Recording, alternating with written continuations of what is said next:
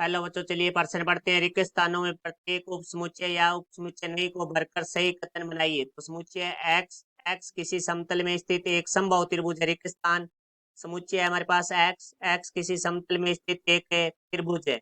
मुख्य अवधारणा, तो हमारा जो प्रश्न है वो समुच्चय से संबंधित है जिसके अंदर हमें दो प्रतीक दिए गए हैं। तो देखो, पहला हमारे पास जो प्रतीक है, ये प्रतीक हमारा होता है उप समुच्चय का, कि उप समुच्चय के लिए ये प्रतीक आता है। और दूसरा हमें प्रतीक दिया गया है वो इस तरह से दिया गया है, ये प्रतीक होता है हमारा उप समुच्चय नहीं का, अर्थात हमारा एक समुच्चय है वो दूसरे का उप समुच्चय नहीं है, तो इस प्रतीक का प्रयोग किया जाता है। तो अब देखो, हमें प्रश्न में बात करनी है उप समुच्चय क्या होता है। जैसे हमारे पास एक समुच्चय ए है और एक समुच्चय हमारे पास बी है। यदि समुच्चय ए के सभी अवयव समुच्चय बी में स्थित है तो ए है वो हमारा बी का उप समुच्चय कहलाता है। यदि हमारे ए समुच्चय के अवयव बी में उपस्थित नहीं है तो ये हमारा कहलाता है ए उप समुच्चय नहीं है बी का। तो अब हमारे प्रश्न में जो दिया गया है उसके बाद में बात करते हैं। तो हमें प्रश्न में बाईं तरफ एक समुच्चय दिया गया है, वहां लिखा गया है एक्स एक्स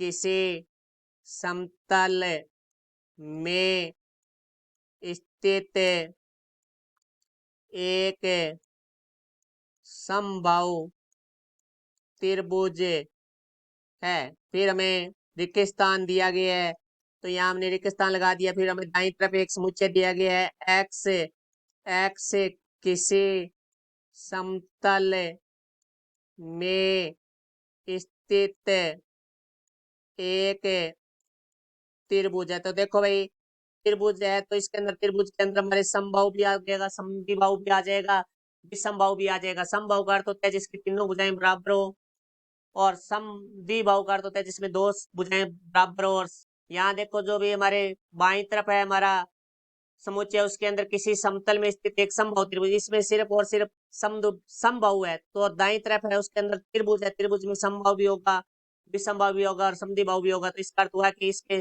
अवयव हैं बाईं तरफ वाले समुच्चय के वो हमारे दाएं वाले समुच्चय में स्थित है। इसका अर्थ ये इसका उप समुच्चय है, तो यहाँ प्रतीक आ जाएगा ये। तो ये हमारे प्रश्न का उत्तर हुआ। आशा करता हूँ समझ आया होगा। धन्यवाद।